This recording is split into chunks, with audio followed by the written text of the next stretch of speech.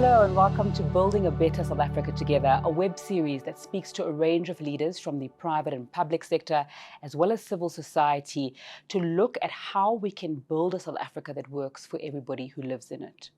Crime and corruption really is an issue that affects every part of our lives in South Africa. Over the last 2 weeks, we've been speaking to leaders who have spoken about the challenges of crime and corruption. So today, that's our focus. It really holds people back, people who are trying to do ethical business, people who are trying to make a life and build a way. So today I'll be speaking to Jannie Durand. He's the CEO of Remgro Limited. And together with Richard Price from Anglo American and Neil Froneman from Sibanye-Stillwater, they lead the crime and corruption work stream that focuses on how business can work with government to deal with this issue. Jannie, thanks so much for your time on Building a Better South Africa Together. Just give us an overview. What's the cost of crime and corruption to the South African economy? It's very difficult to put an exact number on it because there are some direct costs, some indirect costs, and then even some unintended consequences. But the estimations are somewhere between 500 billion to R1 trillion, and that approximates about 10 to 20% of the GDP of South Africa. And maybe just to put that in context, even if it's at the lower end of the number, like 500 billion rand, that is actually more than the market cap of a company like FirstRand, the biggest banking group in South Africa. I think the cost is not just relating to pure numbers. There is like direct costs to the economy, like the smuggling of tobacco, liquor. That estimation of just the excise duty that the country is losing is between 10 and 20 billion rand per annum. So it's quite significant numbers. Now, maybe the softer issues that some people don't actually think about sometimes is foreign direct investments. Investors are scared to come and invest in the country. They look at it, they see they don't want to send people here to come and work here because of the direct impact on some of the employees that they felt in the past.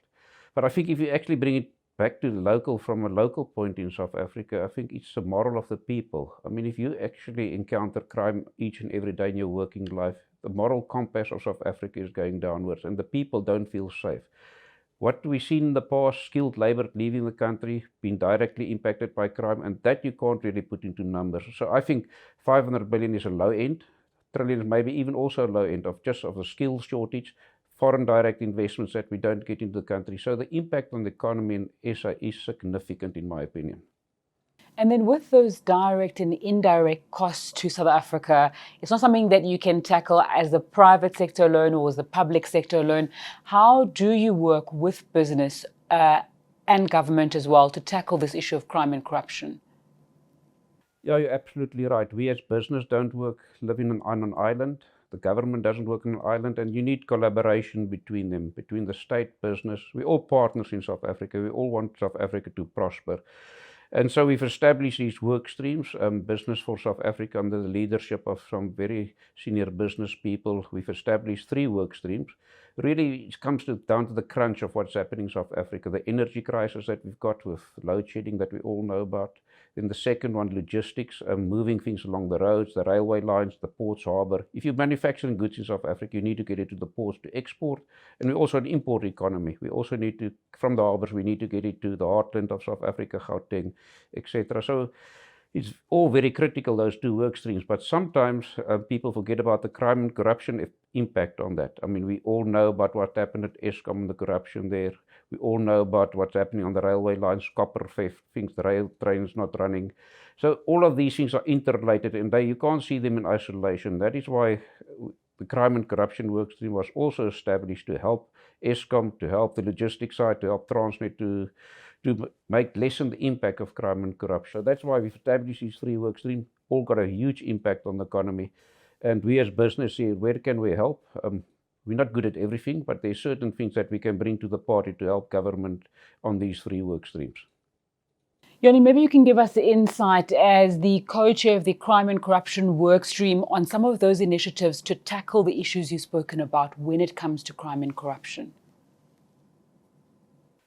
In the end of the 1990s, there was a company established by Business South Africa called Business Against Crime. It was a Section 21 company. We've decided to actually put it onto what we call on steroids. So we've invested now into that. We've established that company again. We're going to capitalize it properly. And then we've also appointed a very senior board to that company. What that company will do, Business Against Crime, it's actually got tremendous potential, in my opinion. There are so many private initiatives out there in South Africa by the business environment. We talk about private security, we talk about surveillance that they're doing, cameras out there that the businesses run. I mean, there are probably more cameras manned and monitored by business than by the public sector in South Africa by a long way. And that is coordinating all of these efforts that's done by business. From private security, certain business do their own thing on the mining side and so forth. So it's really actually coordinating them, making sure that that surveillance information gets gathered in a coordinated manner, and powerful data can be generated that can help the law enforcement agencies to actually do their job better, giving them better information to be able to better execute and prosecute. So that's one part of the work stream. The other part that's also is critical, you can actually have the best data gathering, but if you haven't got a good prosecuting agency in South Africa to actually put the people behind bars and actually cut these crime syndicates off by the knee, you're actually going to go nowhere. That's why we also established a relationship with the NPA. There is a memorandum of understanding between Business Against Crime and them to help them. And the help already will be along certain lines where we'll give resources. The business community, lots of the highly skilled people in the business community work for banks, work for private companies. But what they need is very much today's environment. Crime has become very sophisticated. It's always the case if you look at the drug environment in sport, they're always just one step ahead of the people testing them. And the people in crime always one step of the police force, employ the latest technology. So that's why you need skilled people to actually investigate them.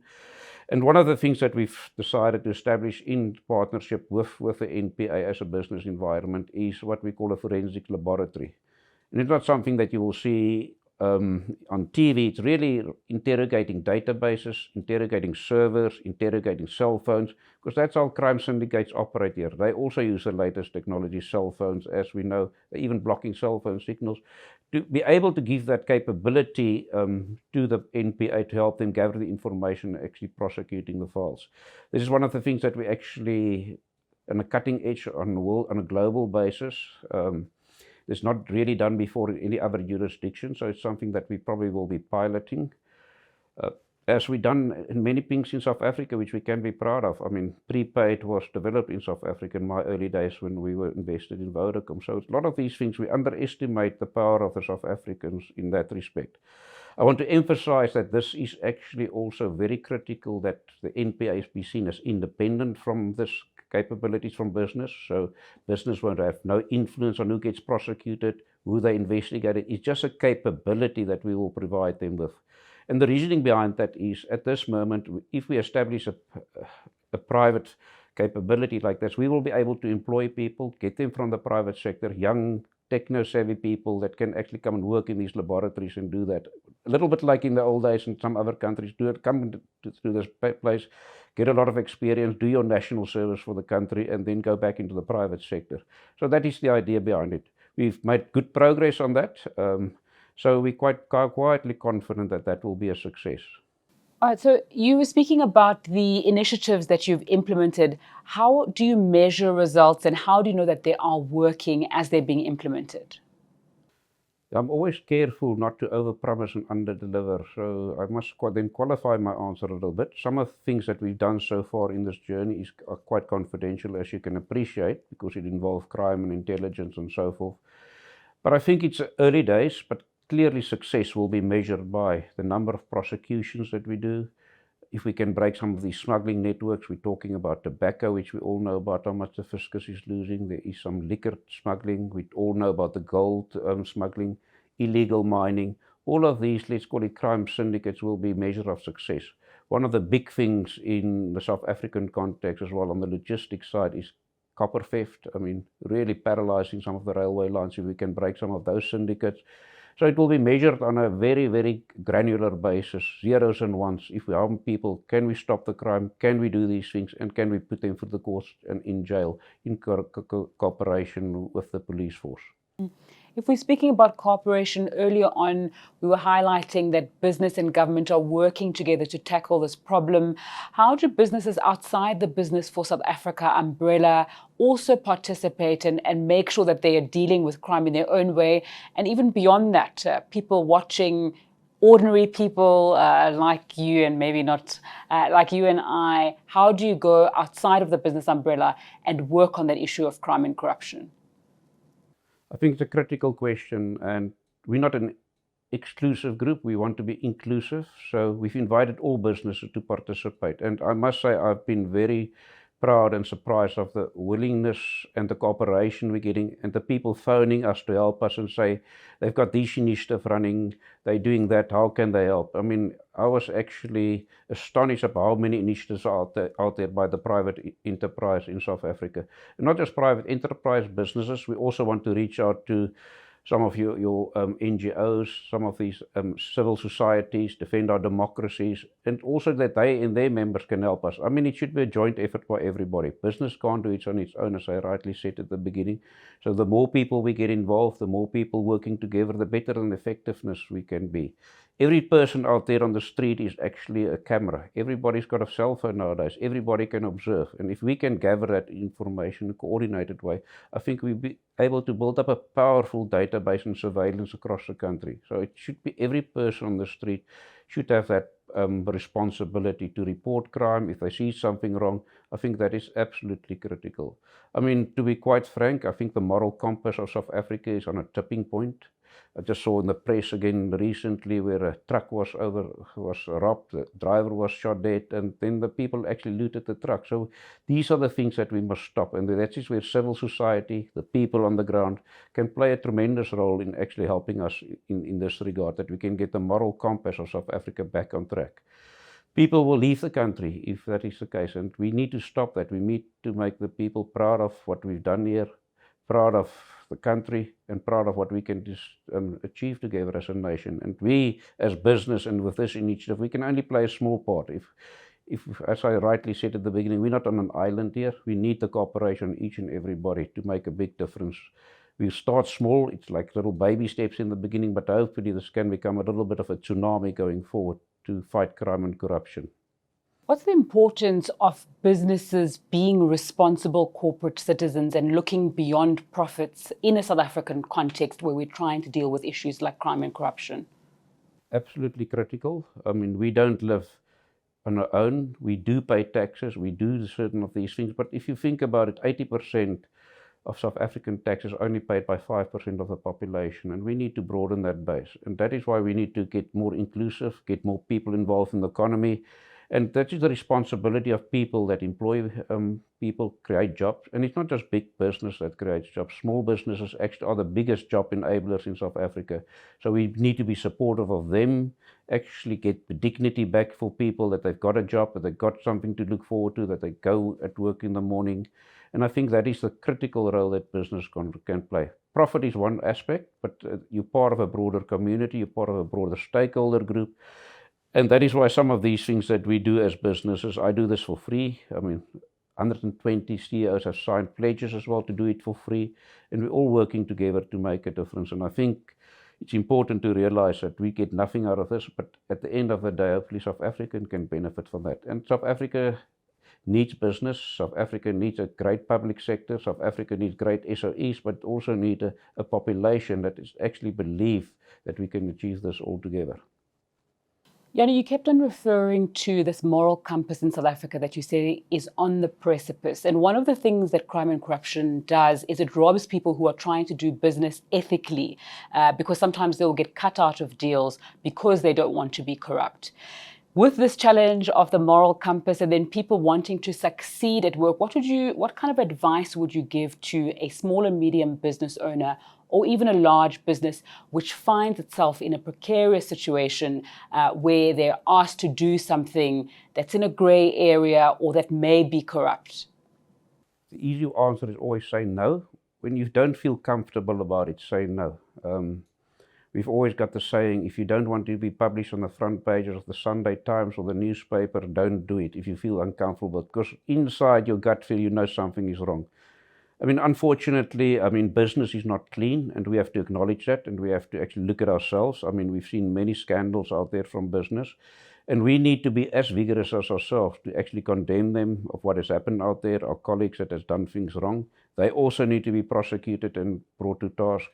So I think it's straightforward. So, I mean, we're not clean. We need to look at ourselves as well and get our house in order. And you absolutely rightly say, if you come uncomfortable about something, you know that's wrong. If you feel this is not, I'm actually now in a grey area and I don't feel good about it, actually just say no. I know it's sometimes difficult and you cut yourself off from business, but over the long term, it actually works.